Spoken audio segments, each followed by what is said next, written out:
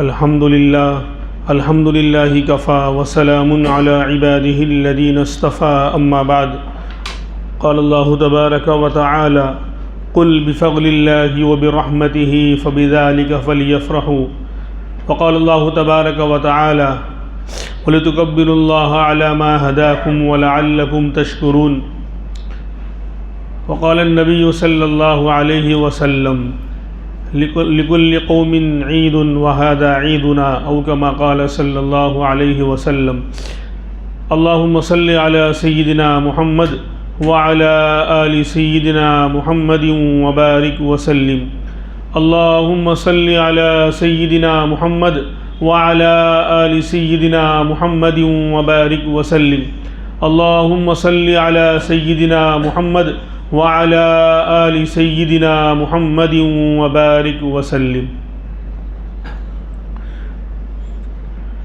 اللہ رب العزت کا لاکھ لاکھ شکر کرم اس کا احسان ہے کہ اللہ تبارک و تعالیٰ نے بڑی عافیت کے ساتھ، بڑے سکون کے ساتھ، بڑے آرام کے ساتھ عید کا اور خوشی کا یہ دن آج ہمیں عطا فرمایا ہے۔ اسلام کے ہر رکن، ہر عمل میں ایک پیغام ہوتا ہے اور ایک دعوت اور ایک میسیج ہوتا ہے۔ اسلام کا کوئی بھی حکم ہو، کوئی بھی عمل ہو تو اس کے اندر ایک پیغام، ایک میسیج اور ایک دعوت چھپی ہوئی ہوتی ہے۔ ٹھیک اسی طریقے سے عید الفطر کا دن، اس کے اندر بھی بہت سارے پیغامات اور میسیجز اور اسی طریقے سے دعوتیں چھپی ہوئی ہیں۔ عید الفطر، پہلے ہی لفظ پر غور کریں۔ فطر آپ جانتے ہیں افطار سے بنا ہے، روزے کا اپوزٹ۔ اب تک ہم اللہ کے حکم پر چل رہے تھے، اللہ نے کہا کہ کھانا پینا نہیں ہے، اپنی خواہشات کو چھوڑ دینا ہے، تو ہم صبح سے شام تک اللہ کے حکم پر، اللہ کے نام پر، اس کی نیت کے ساتھ ہم روزہ رکھتے تھے اور سب کچھ چھوڑ دیتے تھے۔ لیکن اب اللہ کا حکم آ گیا، نہیں اب افطار کرنا ہے، اب روزہ نہیں رکھنا ہے، اب افطار کرنا ہے، یعنی کھانے پینے کو جو تم نے چھوڑا تھا اب اس کو چھوڑ دینا ہے، یعنی کھانا پینا اب شروع کرنا ہے۔ تو یہ ہے مسلمان کی ایمانی شان۔ جب کہا کہ کھانا پینا چھوڑ دو، ہم نے چھوڑ دیا۔ جب کہا کہ اب کھانے پینے کو جو تم نے چھوڑے رکھا تھا اس کو چھوڑ دو، یعنی اب کھانا پینا شروع کر دو، اب ہم نے شروع کر دیا۔ یہ پیغام ہے کہ مسلمان کا ہر عمل اللہ کے حکم کے مطابق ہوتا ہے۔ میرے رب نے جو کہہ دیا آمنا وصدقنا، میں اسی میں خوش ہوں جس میں میرے یار کی خوشی ہے، یہی بات میرے رگوں پہ میں بسی ہے۔ یہ ہے مومن کی ایمانی شان۔ اسی لیے تو عید الفطر میں مسئلہ یہ ہے، جب افطار کا دن ہے آج روزہ رکھنا حرام، کوئی رکھے گا، حالانکہ روزہ کتنی بڑی عبادت ہے۔ اچھے ترم خواہ روزہ چھوڑ دیتے تھے، ان کو چلتا نہیں تھا۔ دیکھا ہوگا آپ نے، بڑے بڑے مشٹنڈے اور بڑے بڑے جو ہے باڈی بلڈر، ان کی باڈی بلڈری سب چلی گئی تھی، روزے کے سامنے انہوں نے ہتھیار ڈال دیا تھا کہ چلتا نہیں ہے۔ لیکن آج اگر کوئی رکھے گا اتنی اہم عبادت کو اپنے اوپر گرمی کے موسم میں مشقت میں ڈال کر اپنے آپ کو، تو بھی قبول نہیں ہوگا۔ آج حرام روزہ رکھنا، کیونکہ آج اللہ کا حکم افطار کا ہے، اسی لیے عید الفطر نام رکھا ہے۔ یعنی روزہ رکھتے تھے، اب روزہ رکھنے کے بعد اللہ نے کہا کہ اب روزہ چھوڑ دو اس افطار کے دن، اب کہا کہ اس دن خوشی منا لو۔ عید الفطر، عید کے معنی خوشی کے آتے ہیں، تو روزہ چھوڑنے پر ملنے والے اللہ کی طرف سے خوشی کے دن کو عید الفطر کہا جاتا ہے۔ اور دوسری بات کہ اسی لیے تو عید الفطر میں آج جو ہے صبح میں وہ بات رہ گئی، ورنہ مستحبات وغیرہ بیان کرتا تھا کہ عید سے پہلے کیا کرنا ہے۔ تو آج عید الفطر میں یہ ہے کہ بندہ پہلے کھا کر آئے، عیدگاہ اور مسجد میں آنے سے پہلے کوئی میٹھی چیز، وہاں کھجوریں ہوتی تھی تو کھا کر آئے اور یہ دکھائے کہ دیکھو اللہ میں نے آج افطار کیا ہے، آج روزہ نہیں رکھا ہے۔ اور بقرعید میں کیا ہوتا تھا کہ بقرعید میں قربانی کے گوشت سے بہتر کوئی گوشت نہیں ہے، کوئی کھانا نہیں ہے، اور اس سے پہلے کوئی روزہ نہیں چل رہا تھا، اس لیے کہا کہ بھئی تھوڑی دیر 1-2 گھنٹے کا روزہ رکھ لے، یعنی مت کھا جب تک قربانی نہ ہو۔ یعنی بہتر اور مستحب یہ تھا بقرعید کے دن کہ عید سے پہلے نہ کھانا، پہلے عیدگاہ آنا، نماز پڑھ کے جانا، پھر قربانی سے کھانا۔ اور آج عید الفطر کے دن کہا کہ نہیں کھائے بغیر مت آنا، پہلے کھانا اور پھر یہ بتانا کہ اللہ آج آپ نے کہا کہ کھاؤ تو ہم کھا کر آ رہے ہیں۔ افطار کا دن ہے آج عید الفطر۔ بہرحال عید کے معنی خوشی کے آتے ہیں، اور عید کے معنی عاد یعود عودن لوٹنے کے آتے ہیں، کیونکہ آج کے دن بہت سارا اجر و ثواب لوٹ رہا ہے۔ ہم نے روزہ رکھا تھا، ہم نے تراویح پڑھی تھی، ہم نے صدقہ فطر نکالا ہے، سب کا ثواب آج اللہ کی طرف سے ریٹرن آ رہا ہے۔ لیلۃ الجائزہ، آج کی رات کو بدلے کی رات، انعام کی رات کہا گیا، تو اس لیے عید کے معنی لوٹنے کے آتے ہیں کہ بہت سارا اجر و ثواب آج ریٹرن آ رہا ہے، وہ ہمارے سارے اعمال کا بدلہ۔ اور عید کے معنی لوٹنے کے آتے ہیں، اللہ کی طرف سے یہ دعا ہے کہ یہ خوشیاں آپ کو بار بار زندگی میں لوٹ کر آئیں۔ ہاں میرے بھائیوں، یہ عید اسی لیے کہا گیا کہ عید کے معنی لوٹنے کے ہیں، یعنی اللہ یہ پیغام دینا چاہتے ہیں، یہ دعا ہے ایک طرح سے نیک فالی ہے کہ یہ خوشی کا دن ہماری اور آپ کی زندگی میں بار بار لوٹ کر آئے، ہمیں خوشیاں عید کی بار بار نصیب ہوں۔ عید الفطر اس لیے کہا گیا۔ خیر، اب میں نے کہا کہ اس کے اندر بھی پیغام ہے، دعوت ہے، تو سب سے پہلی بات یہ ہے کہ جب اللہ نے خوشی کا دن ہمیں عطا فرمایا تو یہ بڑی ناشکری ہوگی، بڑی ناقدری ہوگی، بڑی ناسپاسی ہوگی کہ ہم اس مالک کو یاد نہ کریں، اس کی بارگاہ میں دو رکعت پڑھ کر سجدہ ادا کر کے شکریہ ادا نہ کریں، اپنی پیشانی کو یعنی شکرانے میں نہ جھکائیں، یہ بڑی ناشپاسی ہوگی اور ناقدری ہوگی۔ اس لیے عید کی اسپیشل 2 رکعت کو واجب کیا کہ جا بندے، پہلے میرے دربار میں آ اور اپنی پیشانی کو جھکا اور یہ بتا اپنے عمل کے ذریعے کہ اللہ یہ خوشی جو آج مجھے ملی ہے، آج میرے گھر میں مسرت اور فرح کا جو آج کیا کہتے ہیں سما اور ماحول بنا ہوا ہے، یہ اللہ یہ آپ کے دینے سے بنا ہوا ہے۔ ورنہ میرے بھائیوں، ہم سے زیادہ مالدار لوگ دنیا میں ہیں، ہم سے زیادہ خوبصورت بھی ہیں، ہم سے زیادہ عہدے اور ڈگری والے بھی ہیں، لیکن عید کی خوشیاں انہیں نصیب نہیں ہوئی۔ عید کی خوشیاں میرے مالک نے نہیں چاہا تو ان کو عید کی خوشیاں نصیب نہیں ہوئی۔ پتہ چلا کہ خوشیاں مال کی بنیاد پر نہیں ملا کرتی، عہدے کی بنیاد پر نہیں ملا کرتی، جسمانی جاہ و جلال یا خوبصورتی کی بنا پر نہیں ملا کرتی، بلکہ خوشی دینے والا اللہ رب العزت کی ذات ہے۔ خوشی دینے والی ذات اللہ رب العزت کی ہے کہ اللہ نے ہمیں خوشی دی تو آج ہم اس کے گھر میں نئے کپڑوں کے ساتھ اور بہترین انداز میں آج حاضر ہیں۔ لہذا یہ ناشکری کی بات ہوگی اور ناقدری کی بات ہوگی کہ ہم اس کی نعمت کا شکریہ ادا کرنے کے لیے اس کے بارگاہ میں نہ آئیں۔ اس لیے سب سے پہلے 2 رکعت اسپیشل واجب قرار دی کہ پہلے جاؤ اللہ کے دربار میں اور شکریہ ادا کرو، اپنی پیشانی کو جھکاؤ اور یہ بتاؤ کہ اللہ یہ خوشی جو ملی ہے آپ کے دینے سے ملی ہے، آپ نہ دیتے تو ہمیں خوشی کوئی عطا نہیں کر سکتا تھا۔ اس لیے ہم 2 رکعت پڑھنے کے لیے عید کی نماز کو واجب کیا گیا کہ عید کی نماز پڑھنا واجب ہے، ضروری ہے، جو نہیں پڑھے گا وہ گنہگار ہوگا۔ اس لیے سارے مسلمان اس کا اہتمام کرتے ہیں۔ تو پہلا پیغام تو یہی آیا کہ اللہ کی بارگاہ میں ہم حاضر ہوں اور شکریہ ادا کریں۔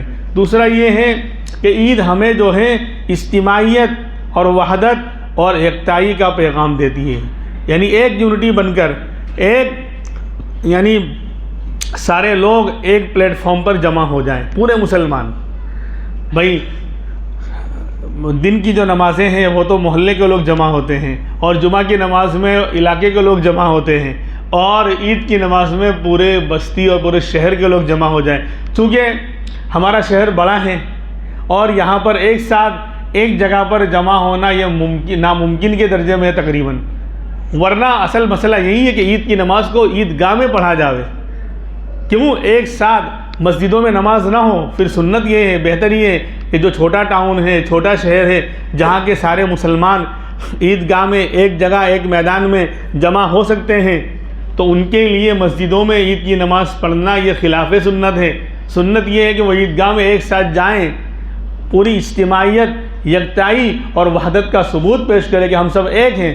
اس لیے بہت سے علاقوں میں، ملک کے بہت سے علاقوں میں جہاں چھوٹا شہر ہے، کوئی تعلقہ ہے 10-15-20 مسجد والا کوئی تعلقہ ہے یا قصبہ ہے، تو وہاں بہتر یہی ہے۔ کرناٹک وغیرہ میں ہم نے دیکھا کہ 50 یعنی مسجدوں کا ٹاؤن اور قصبہ ہے، چھوٹا شہر ہے، تو وہاں عیدگاہ میں سارے مسلمان جمع ہو سکتے ہیں، تو سب ایک ساتھ جمع ہوتے ہیں، ہر فرقے کا آدمی بلا تفریق، سب ایک ساتھ، علماء آگے چلتے ہیں، اور عوام پیچھے چلتی ہے، اور اللہ اکبر لا الہ الا اللہ واللہ اکبر وللہ الحمد کی صدائیں، اللہ کی کبریائی، اللہ کی بڑائی، اللہ کی عظمت کے بول بولتے ہوئے، اللہ کی پاکی بیان کرتے ہوئے، اللہ کی حمد و ثنا کرتے ہوئے پورا مجمع چلتا ہے۔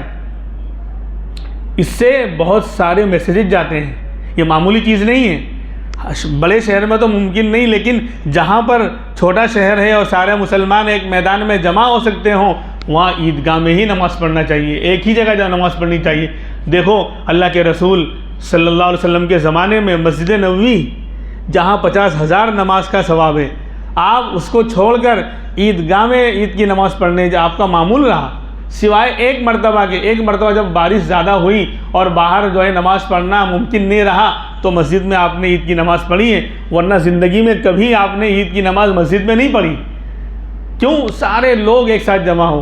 اب تو وہ جگہ بالکل قریب آ گئی مسجد نبوی کی، مسجد غمامہ 6 نمبر گیٹ کے پاس میں مسجد غمامہ وہاں بنی ہوئی ہے، جہاں پہلے عیدگاہ ہوتی تھی اللہ کے رسول کے زمانے میں۔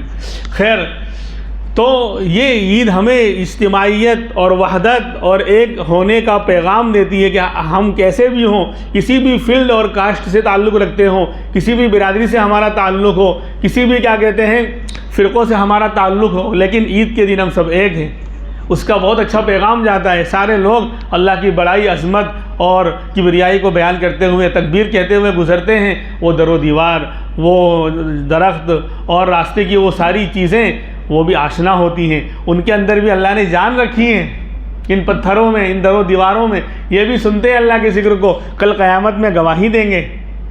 یومئذ تحدث اخبارها بان ربک اوحی لها، زمین اپنی خبروں کو بیان کرے گی، یہ جگہیں کل قیامت میں گواہی دے گی کہ ہاں یہاں اے اللہ تیرے ایمان والے بندے تیرے سامنے سجدہ کیا کرتے تھے، نمازوں میں اپنی پیشانی کو جھکاتے تھے، تیرے سامنے کھڑے ہوتے تھے اور تیرا کلام اور تیری بڑائی اور تیری عظمت کے گیت گاتے تھے، یہ کل قیامت میں گواہی دیں گی۔ بہرحال تو عید کا ایک بہت بڑا میسیج اور بہت بڑا پیغام یہ ہے کہ چھوٹا ہو یا بڑا، امیر ہو یا غریب، شہری ہو یا دیہاتی، بادشاہ ہو یا عام پبلک، سب اللہ کے دربار میں ایک ہیں، ایک ہی صف میں کھڑے ہو گئے محمود و ایاز، نہ کوئی بندہ رہا نہ کوئی بندہ نواز۔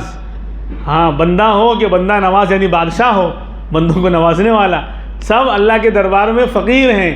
ان اللہ هو الغنی وانتم الفقراء، کہ اللہ غنی ہیں، مالدار تو کی ذات غنی اور سمجھیت والی ذات اللہ تبارک و تعالیٰ کی ہے، ورنہ سارے بندے اللہ کے سامنے محتاج ہیں۔ تو یہ عید کا پیغام ہے کہ ہم سب برابر ہیں، ہم سب ایک ہیں، اسی لیے پورے سال میں 1 اور 2 مرتبہ یہ اللہ نے عید کا دن ہمیں عطا فرمایا کہ ہم ایک ساتھ جمع ہو جائیں۔ جب ایک ساتھ جمع ہوں گے سب کے حال چال معلوم، بہت سارے اس کے اندر میسیجز چھپے ہوئے ہیں، سب کا حال چال۔ اور تیسرا پیغام عید کا یہ ہے کہ وہ خوشی حقیقت میں خوشی بنے گی جو سب مل کر خوشی کا اظہار کیا جاوے، سب مل کر بنائیں، ایک دوسرے کے دکھ درد میں شریک ہوں تو حقیقت میں خوشی ہے۔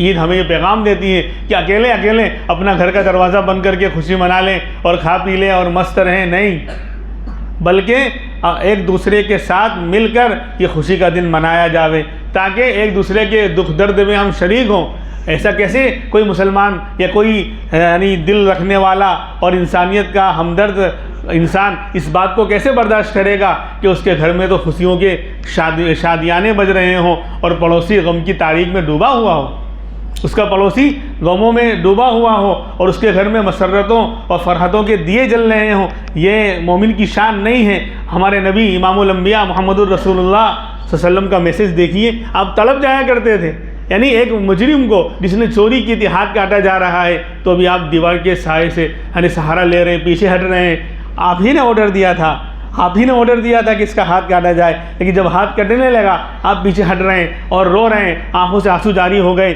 پوچھا کہ اللہ کے رسول آپ ہی نے تو حکم دیا، تبھی تو ہاتھ کٹ رہا ہے۔ کہا کہ وہ تو میں نے نبی ہونے کی حیثیت سے حکم دیا تھا، اللہ کا قانون ہے، اللہ کا حکم ہے، لیکن میرے وہ ایک امتی کا ہاتھ کاٹا جا رہا ہے۔ غیر کا جنازہ اٹھتا تھا آپ روتے تھے۔ تو آپ نے ایسے موقع پر پڑوسیوں کو اور غیروں کو، پڑوسی کو چھوڑیے، غیروں کو سینے سے لگایا ہے، یتیموں کو آپ نے سینے سے لگایا ہے۔ تو خوشی عید کی خوشی یہ ہمیں یہ پیغام دے رہی ہے کہ اکیلے خوشی منانا یہ اصل عید کا پیغام نہیں ہے۔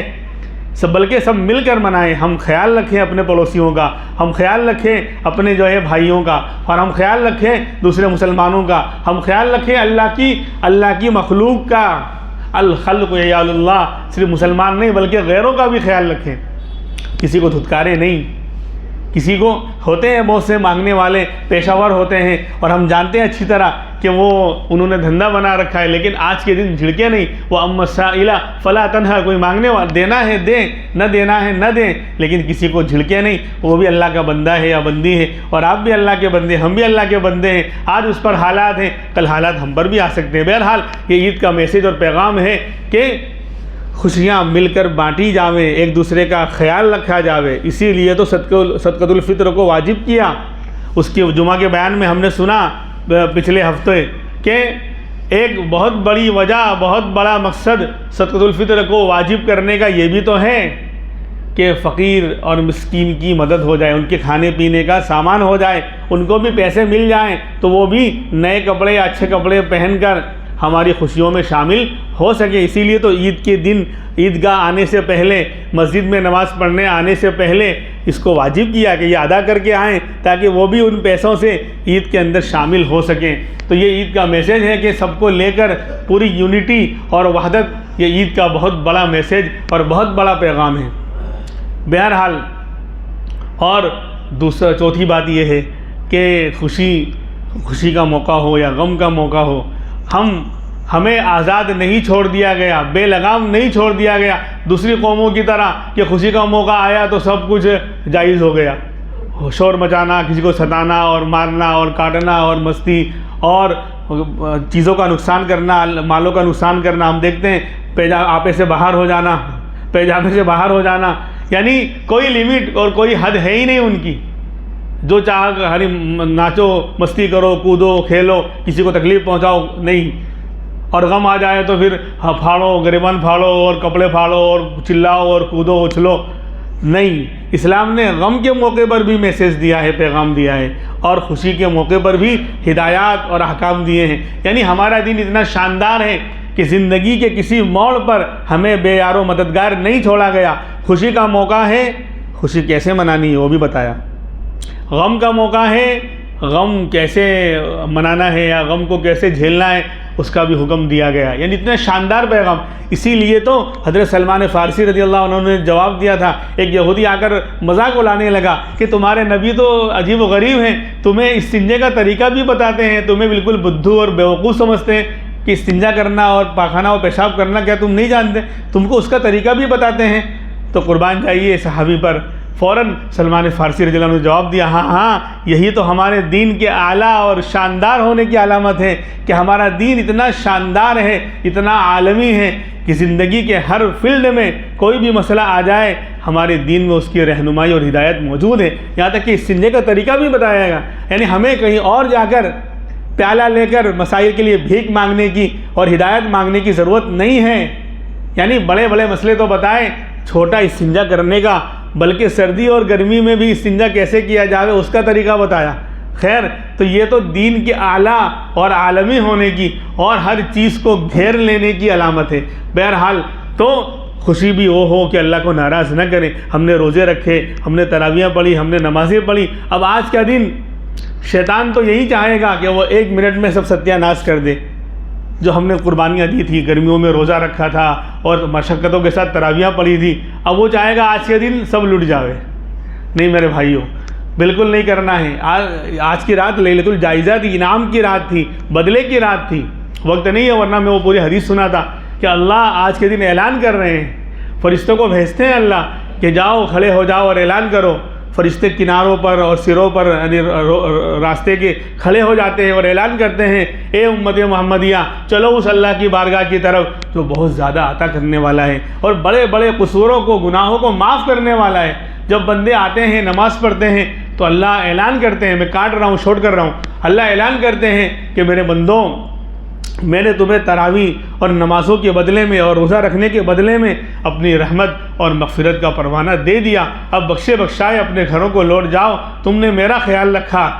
لہذا میں بھی تمہارا خیال رکھوں گا، میری عزت کی قسم، میرے جلال کی قسم، میرے علو شان کی قسم، بار بار قسم کھا رہے ہیں، حالانکہ ہمارا رب سچا ہے، اس کی بات بغیر قسم کے لوہا لاٹ ہے، مضبوط ہے، لیکن پھر بھی قسم پر قسم کھا کر کہہ رہے ہیں میرے بندو جب تک تم میرا خیال رکھو گے، جب تک تم میرا خیال رکھو گے، میں تمہیں غیروں کے سامنے ذلیل اور رسوا نہیں کروں گا۔ میرے بھائیوں، آج اللہ کا خیال رکھنے کی ضرورت ہے۔ ہم بڑے سے بڑا عمل نہیں کر سکتے، کسی غریب کی بڑی مدد نہیں کر سکتے، اور بہت سارے لوگوں کو عید کے اندر شامل نہیں کر سکتے، تو کم سے کم گناہ کر کے اللہ کو ناراض کر کے عید کی خوشیوں کو پامال نہ کریں، اپنے اعمال کو ضائع نہ کریں۔ کتنی عاجزی کے ساتھ وہ قہار، وہ جبار، وہ زبردست پکڑ والا، وہ زبردست اس کی پکڑ ہے کہ وہ ایک اشارے میں پوری دنیا کو ختم کر سکتا ہے، پوری دنیا کو اس نے وجود بخشا ہے، لیکن ایک اشارے میں کل قیامت میں پوری دنیا کو ختم کر دے گا۔ وہ اتنی عاجزی کے ساتھ کہہ رہا ہے میرے بندو میرا خیال رکھو،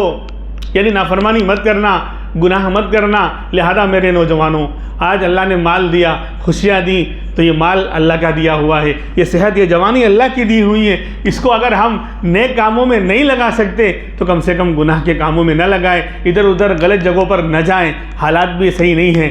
خاص کر اپنی بچیوں کو اور نوجوان بچیوں کو ادھر ادھر کی غلط جگہوں پر نہ بھیجیں، پارکوں میں، گارڈنوں میں گھومنے پھرنے بے پردگی کے ساتھ نہ بھیجیں، اور خود بھی خیال رکھیں، غلط جگہوں پر اپنا جان اور مال ضائع نہ کریں، گانوں میں اور فلموں میں اور غلط چیزوں میں اپنے آپ کو نہ لگائیں، بلکہ واقعی عید کی خوشیوں کا اظہار کریں، غریب کی مدد، یتیم کی مدد اور بیواؤں کا سہارا۔ کہیں باہر جانے کی ضرورت نہیں، اپنے محلے میں، اپنے بستی میں دیکھ لیں، غیر محسوس طریقے سے ان کا اکرام کریں، ان کو ہدیے تحفے دیں۔ یہ ہیں اصل بات، یہ ہے اللہ رب العزت ہمیں عید کی صحیح خوشیاں منانے کی اللہ ہمیں توفیق عطا فرمائے، اور صحیح طریقے سے اللہ ہماری آج کا دن بدلے کا دن ہے، اللہ ہمارے روزوں، ہماری تراویحوں کو قبول فرما کر اس کا بہترین بدلہ ہمیشہ کے لیے عافیت اور سکون کا اللہ ہمارے لیے مقدر خوشیاں نصیب فرمائے، ہمیشہ کی عافیت اور ہمیشہ کی سکون اور تقوی اور نیکیوں والی زندگی کے اللہ ہمارے لیے فیصلے فرمائے۔ بہرحال اب مسئلہ ہے کہ عید کا دن ہے، آج ایک دوسرے کو کیا کہتے ہیں، گلے ملنا اور مبارکباد دینا، یہ تو ٹھیک ہے، لیکن مصافحہ کرنا اور گلے ملنا یہ تو یعنی سنت ہے، لیکن آج کل مصافحہ اور گلے ملنا تو نہیں ہوتا، پتہ نہیں کیا کیا ہو رہا ہے۔ اصل طریقہ یہی ہے کہ سلام سلام کرنا اور مصافحہ کرنا، مصافحہ تو بات کی چیز ہے، پہلے سلام ہے، اور سلام اول ملاقات کے وقت کی عبادت ہے۔ جب آپ کی پہلے ملاقات سب سے پہلے آج ہو رہی کسی سے، تو اس وقت کی ملاقات، اس وقت سلام کرنا ہے۔ اب دو لوگ ساتھ میں پہلے سے بیٹھے ہوئے ہیں، پہلے سے مسجد میں آ گئے، ملاقات ہو چکی، اب ایک دم سے نماز کے بعد ایک دم سے کون سا کیا کہتے ہیں سوڈا پی لیا یا کیا کھا لیا، ایک دم سے اٹھ کے، یہ نہیں۔ ہاں، جس کی ملاقات نہیں ہوئی ہے، فرسٹ ٹائم یا کوئی گیپ ہو گیا، پھر ملاقات ہو رہی ہے، تو سلام ہوتا ہے، السلام علیکم، اس کے بعد پھر مصافحہ ہے۔ تنہا مصافحہ کوئی چیز نہیں ہے، سلام آپ نے زبان سے نہیں بولا، یعنی بہت سے لوگ ہونٹ بھی دبائے رہتے تاکہ بالکل شک نہ ہو کہ ہم نے کچھ بولا نہیں، ہاں ہم نے اسلامی طریقہ بالکل نہیں اپنایا ہے، آپ کو شک نہ کریں کہ ہم نے سلام ولام کیا ہو، ایسا نہیں۔ السلام علیکم، پھر یا تو اور لمبی دعا کرو، السلام علیکم ورحمۃ اللہ وبرکاتہ، نہیں تو السلام علیکم، اور پھر ہاتھ ملایا جائے گا، دونوں ہاتھ، اور پھر یہ مصافحہ، یہ سنت ہوگا، یعنی یہ مصافحہ سلام کو مکمل کرنے والا ہے۔ جب سلام ہی نہیں ہوا تو مکمل کس کو کریں گے؟ اور تنہا ہینڈ شیک کرنا، ہاتھ ملانا، یہ کوئی چیز نہیں ہے، یہ یہودیوں کا اور غیروں کا طریقہ ہو سکتا ہے، اسلامی طریقہ نہیں ہو سکتا۔ السلام علیکم کے بعد مصافحہ ہے، بات سمجھ میں آ رہی ہے؟ اور مصافحے کی بھی دعا ہے، یغفر اللہ لنا ولکم، اللہ ہماری تمہاری مغفرت کرے، یہ دعا ہے۔ جب اس طرح سلام کے بعد دو مسلمان مصافحہ کرتے ہیں اور دعا کرتے ہیں یغفر اللہ لنا ولکم، تو ہاتھ چھڑانے سے پہلے اللہ دونوں کے گناہ معاف کر دیتے ہیں۔ کتنا بڑا ثواب اور کتنا چھوٹا عمل، لیکن آج پتہ نہیں، ہاتھ بھی ملاتا ہوں ٹیڑھا تھا کہ اللہ مجھے ٹیڑھا ہی کر دے، ادھر دیکھ بھی نہیں رہا ہے، سمجھے؟ ہاں، دور سے اشارہ کیا جا سکتا ہے، کوئی دور ہے، لیکن ورنہ قریب میں جا کر السلام علیکم پیار سے اچھی طرح، اور پھر گلے ملنا ہے، معانقہ ہے، عنق گردن کو بولتے ہیں، گلے ملنا ہے، مصادرہ اور مباتنہ نہیں ہے۔ آج تو پوری کیا کہتے ہیں پریکٹس ہوتی ہے، اور جو بیچارہ پتلا آدمی وہ چھپ چھپ کے بھاگتا ہے، آج کیا کہ ایک مرتبہ نہیں 2 مرتبہ پھر 3 مرتبہ میں تو جان نکل ہی جائے گی. سینہ اور پیٹ ملاتے ہیں لوگ, وہی پکڑ کے دباتے ہیں اور اٹھاتے ہیں زور سے.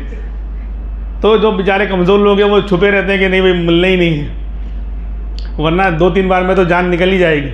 تو سینہ ملانا نہیں ہے, مصادرہ یا مباطنہ پیٹ ملانا نہیں ہے, اس کو تو مصادرہ اور مباطنہ کہیں گے, معانقہ نہیں کہیں گے. یہ عنق گردن کو بولتے ہیں, گلے ملنا. اسلام میں کوئی عمل خطرناک یا مشکل نہیں ہے کہ جس میں کسی کو تکلیف ہو. اسلام تو سلامتی, اسلام کے معنی ہی سلامتی اور سکون کے. تو وہ کیسے ایسا کوئی مسئلہ اور یعنی حکم دے سکتا ہے جس میں تکلیف ہو؟ تو لہذا پیٹ نہیں ملانا ہے, نہ سینہ ملانا اور نہ دبانا ہے, بلکہ گلے ملنا ہے پیار سے. اور 1 مرتبہ, 3 مرتبہ نہیں, 1 مرتبہ انشاءاللہ اس پر عمل کریں گے. اب جو ہے عید کی نماز چونکہ واجب ہے اور اس کی نیت سن لیں, 2 منٹ رہ گئی. آپ گھر سے نئے کپڑے پہن کر پوری تیاری کے ساتھ مسجد میں آ گئے تو ظاہر سی بات ہے دل میں نیت ہے نا. کوئی پوچھا کہاں جا رہے ہیں تو بولے پکنک منانے. پکنک کیا کہیں گے؟ نماز پڑھنے جا رہے ہیں. تو دل, اصل میں نیت تو دل کے ارادے کا نام ہے, دل میں ہے, لیکن پھر بھی زبان سے کہہ لینا بہتر ہے. اس لیے زبان سے کہلوایا جاتا ہے, ورنہ نیت تو اندر ہو گئی. آپ تیاری کر کے آئے ہیں, نیت تھی جبھی تو آئے ہیں نماز پڑھنے, لیکن زبان سے کہہ لینا بہتر ہے. تو نیت اس طرح کی جائے گی, نیت کرتا ہوں میں 2 رکعت نماز عید الفطر کی واجب. 2 رکعت نماز عید الفطر کی واجب, زائد 6 تکبیروں کے, 6 تکبیریں ایکسٹرا ہوں گی, زائد 6 تکبیروں کے. پیچھے اس امام کے رخ میرا کعبہ شریف کی طرف, اللہ اکبر. پہلی تکبیر کہی جائے گی, ہاتھ کانوں تک اٹھائیں گے جس طرح اٹھایا جاتا ہے, اور پھر باندھ لیں گے. پہلی تکبیر میں ہاتھ اٹھا کر باندھ لیں گے. کیوں؟ ثنا پڑھی جائے گی. ثنا نہیں بولنا ہے, سبحانک اللہم سے پڑھنا ہے. تو ثنا پڑھی جائے گی, سبحانک اللہم, دعا پوری. اس کے بعد پھر دوسری تکبیر کہی جائے گی اور دونوں ہاتھ کانوں تک اٹھائیں گے اور چھوڑ دیں گے. پھر تیسری تکبیر کہی جائے گی, دونوں ہاتھ کانوں تک اٹھا کر چھوڑ دیں گے. چوتھی تکبیر میں ہاتھ اٹھا کر باندھ لیں گے. ٹھیک ہے؟ تو پہلی اور چوتھی تکبیر میں ہاتھ بندھیں گے, 20 کی 2 تکبیروں میں ہاتھ چھوڑ دیے جائیں گے. پھر قرات ہوگی, رکوع سجدہ ہوگا, پھر اگلی رکعت یعنی دوسری رکعت کے لیے کھڑے ہوں گے اور قرات ہوگی. اب دوسری رکعت میں جب قرات کرنے کے بعد, قرآن پڑھنے کے بعد جب رکوع میں جانے کا نمبر آئے گا پھر تکبیریں کہی جائیں گی. تو پہلی تکبیر کہی جائے گی, ہاتھ اٹھا کر کانوں تک چھوڑ دیں گے. پھر دوسری تکبیر میں بھی ہاتھ اٹھا کر کانوں تک پھر چھوڑ دیں گے. پھر تیسری تکبیر میں بھی ہاتھ اٹھا کر کانوں تک چھوڑ دیں گے. اور چوتھی تکبیر میں نارمل حالت میں جس طرح ہم رکوع میں جاتے ہیں بغیر ہاتھ اٹھائے, اس طرح رکوع میں چلے جائیں گے. پھر نماز پوری ہوگی, اس کے بعد خطبہ ہوگا. خطبہ پڑھنا تو سنت ہے, سننا واجب ہے, اور یہ سنت موقدہ ہے. اس لیے خطبے سے پہلے ہمارا یہ عمل مکمل نہیں ہوگا. سال میں 1 مرتبہ عید الفطر کی نماز آتی ہے اور اس کا خطبہ آتا ہے, وہ بھی ہم خطبہ چھوڑ کے بھاگ جائیں, کتنی بڑی محرومی ہے. 1 سال میں 1 مرتبہ 10 منٹ کے لیے خطبہ, بہت سے لوگ بھاگ جاتے ہیں. یعنی اتنی بڑی بے غیرتی کہ سال میں 1 مرتبہ خطبہ سننا ہے, وہ بھی نہیں سن رہے ہیں. تو خطبہ سننا واجب ہے, پڑھنا تو سنت ہے. لہذا خطبہ سننے کے بعد ہمارا عمل مکمل ہوگا. اللہ رب العزت ہمیں جو ہے عمل کرنے کی توفیق عطا فرمائے. اب صفیں بنا لیں, اور باہر بھی اگر صفیں بنی ہیں